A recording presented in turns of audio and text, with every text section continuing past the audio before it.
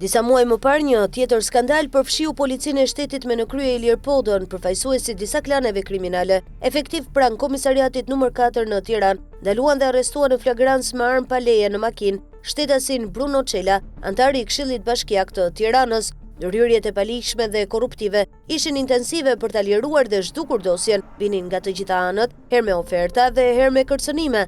Dhe ashtu ndodhi, ende pa nisur plotësimi i letrave të arrestimit, Bruno Çela u lirua, ndërsa oficerët e policisë që kishin zbatuar ligjin, duke e prangosur, u kritikuan, e madje u shtrënguan t'i kërkonin falje Bruno Çelës. Dosja jo vetëm nuk shkoi në prokurori si për çdo qytetar tjetër, por u zhduk. Të vetmi dëshmitar të gjunjëzimit të policisë dhe shtetit nga krimi, oligarkia dhe korrupsioni, ishin efektivët që arrestuan, të cilët të tradhtuar dhe poshtruar nga eprorët e korruptuar, duke se sinjalizuan ambasadat e Perëndimit në Tiranë dhe disa media. Disa ditë më pas në media rrodhi lajmi i arrestimit dhe lirimit të Bruno Çelës me urdhër dhe pas ndërhyrjeve të paligjshme, por lajmi u zhduk kudo për disa orë. Bruno Çela është dhëndri i Tom Doshit, simboli të kriminalizimit të politikës, tenderve klientelist, kullave, emrimeve, shantazheve, kontrabandës, lotove, call centerave, pastrimit të parave të tjerë, jo rastësisht i shpallur në ngrata nga SBA për korrupsion domethënës dhe me dosje për krim të organizuar në Australi. I zgjedhur antari i Këshillit Bashkiak të Tiranës nga Krushqia, Doshi Çela. Bruno Çela është i biri të famshmit Geront Çela, përfituesi koncesioneve të denoncuara si korruptive, i lejeve për kulla dhe i pronave publike nga Edi Rama, përmes ndikimeve të paligjshme dhe korrupsionit. Geront Çela i Brunes ka marrë nga babloku 57.000 m2 tokë shtetërore për kulla, i paprekshëm nga antikrimi dhe deri më tani edhe nga SPAK. Geront Çela, krushku i Tom Doshit dhe pronari i firmës Brunes, me letra false ka zaptuar dhe grabitur mbi 2 milion m2 toka, troje dhe ndërtesa shtetërore e private në Vlorë, Lezhë, Durrës, Korçë, Elbasan e Fier, për qendrat e tij tregtare Brunes, për biznese të tjera e vila private. Si për ironi, pasi i dha prona publike dhe koncesione, në tetor të vitit 2022 kryeministri Edi Rama e dekoroi biznesmenin nga Vlora Geront Çela, pronari Brunes. Aktivitetin ngrabitqar, bosi i pllakave Brunes, Geront Çela, po ja trashëgon gradualisht të birit Bruno Çela, për të cilin thuhet se do të jetë pjesë e listës së non grata që do të shpallet nga Shtetet e Bashkuara të Amerikës. 31 vjeçari Bruno qëndron pas kompanive Brunes Construction, BB Oricum Invest, AKBC Invest dhe Luxury Invest. Një kartel firmash të përfshira në tjetërsim pronash dhe pastrim parash. Vion. Prokuroria e Durrësit ka firmosur 33 urdhra arreste për zyrtar dhe biznesmen të përfshirë në skemën e kontrabandës së 102 kontenerëve me mbetje të rrezikshme të kurum, të kapur gati për dalje nga porti i Durrësit me destinacion Tajlandën. Mes tyre janë pronarët e kompanisë Sokola i SHPK, doganier dhe ish drejtoresha e Agjencisë Kombëtare të Mjedisit Arta Dollani, me akuzën për shkelje të ligjit në trajtimin e mbetjeve. Por jashtë dosjes hetimore, Prokuroria e Durrësit ka lënë ish-ministren e Turizmit dhe Mjedisit Mirela Kumbaro, megjithse ajo ka nxjerrë dhe firmosur vendimin për pajisjen e kompanisë Sokola i SHPK me leje për eksport dhe transport të mbetjeve të rrezikshme. Dokumenti që po publikon pamfleti është akt miratimi numër 3732, datë 22 prill 2022, i firmosur nga Mirela Kumbaro për pajisjen e kompanisë Sokola i SHPK me licencë mjedisore kategoria 3-2B për transportin dhe eksportimin e mbetjeve të rrezikshme. Mbështetur në këtë provë shkresore, Prokuroria e Durrësit kishte dhe ka detyrim ligjor ta përfshijë ish-ministren Mirela Kumbaro në dosjen hetimore, pasi ajo rezulton se ka dhënë lejen për kontrabandimin e mbetjeve të rrezikshme të kurum. Madje duhet hetuar nëse Mirela Kumbaro e ka dhënë ilegalisht këtë leje dhe nuk e ka regjistruar apo arkivuar si akt zyrtar, ose nëse ajo është zhdukur pas shpërthimit të skandalit të mbetjeve, ndërkohë që leja është gjetur në dosjet e kompanisë Sokola i SHPK.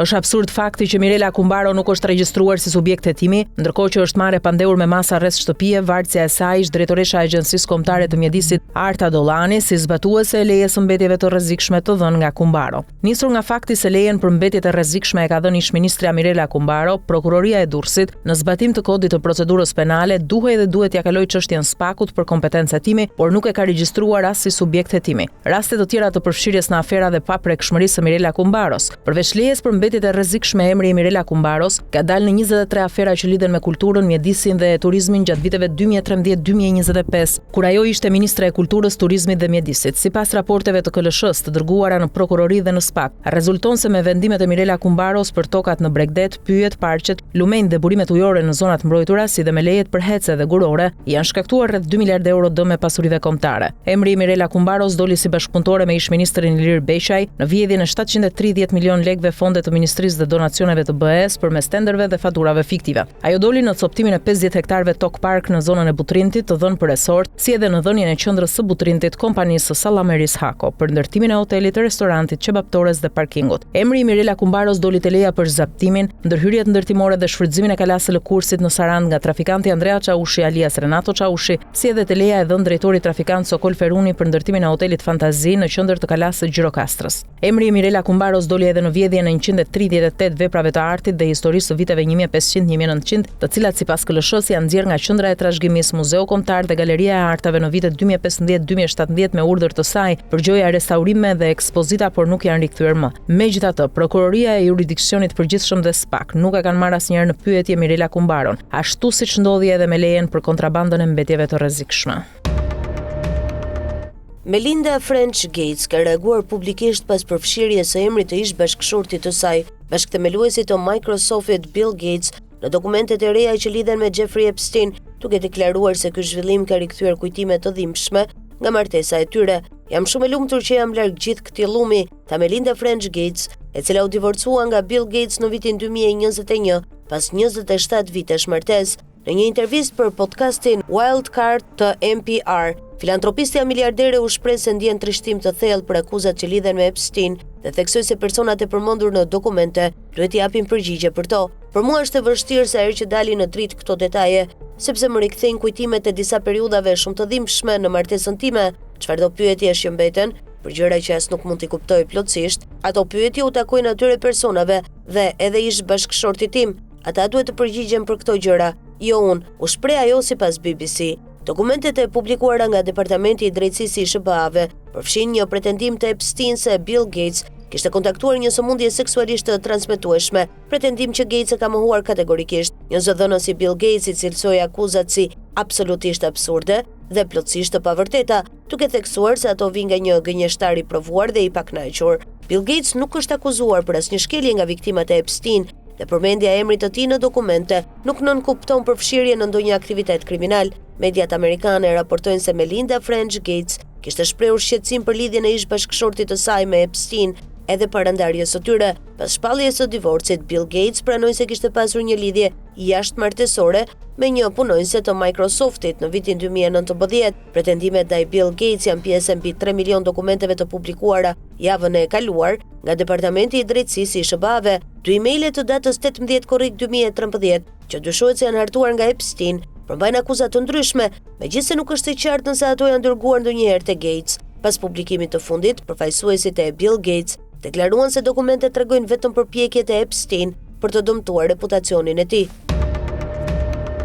Më 24 nëntor 2025, pamfleti paralajmëroi pazarin e Sali Berishës dhe Edi Ramës për t'i lënë edhe një mandat tjetër 7 vjeçar në Këshillin Mbikëqyrës të Bankës së Shqipërisë. Ish-ministri të Financave Ridvan Bode, simboli i firmave piramidale, PPP-ve, grabitjes së pasurive publike, korrupsionit dhe vjedhjes së miliarda eurove fonde publike. Ky pazar u vërtetua më 2 shkurt 2026 me shpalljen e mbarimit të mandateve për 3 anëtar të Këshillit Mbikëqyrës të Bankës, konkretisht Lulieta Minxhozi, Violeta Staka dhe Artan Hoxha. Sipas ligjit për Bankën e Shqipërisë, mandati i antarit të Këshillit Mbikëqyrës i ka mbaruar edhe Ridvan Bodes, por Kuvendi dhe Banka e Shqipërisë në ujdim mes tyre nuk kanë deklaruar mbarimin e mandatit të tij dhe as shpalljen e vendit vakant. Edhe Ridvan Bodes, ashtu si 3 antarëve të tjerë të Këshillit Mbikëqyrës, më 18 dhjetor 2025 i ka përfunduar mandati ligjor 7 vjeçar dhe ai ka të drejtë të garojë përsëri për një mandat tjetër. Por siç kuptohet, ish shefi i tij Sali Berisha dhe Edi Rama kanë urdhëruar që pazarxhiu Dajduti të përbashkët Ridvan Bode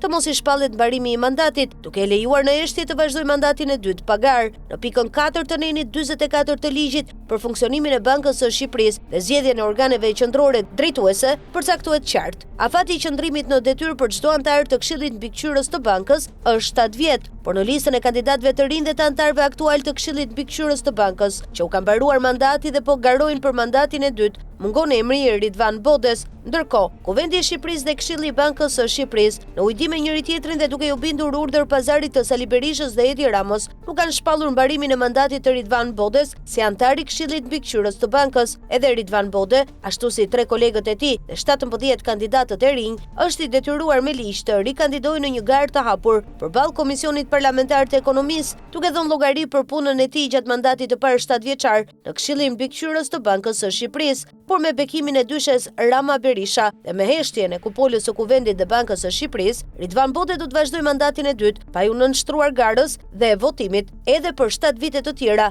deri në moshën 74 vjeçare. Kujtojmë se mandatin e parë Ridvan Bode mori më 18 dhjetor 2018 si kandidaturë e qeverisë me propozimin e Edi Ramës në pazar të heshtur me Sali Berishën, ashtu siç po veprohet edhe tani për ta lënë edhe një mandat tjetër në Këshillin Mbikëqyrës të bankës, duke shkelur hapur ligjin. Në një linjë me Edi Ramën dhe Sali Berishën qëndroi edhe drejtuesit e SPAK, të cilët nuk kanë prekur Ridvan Boden, ish ministrin më famkeq të financave dhe pasurive publike të Shqipërisë.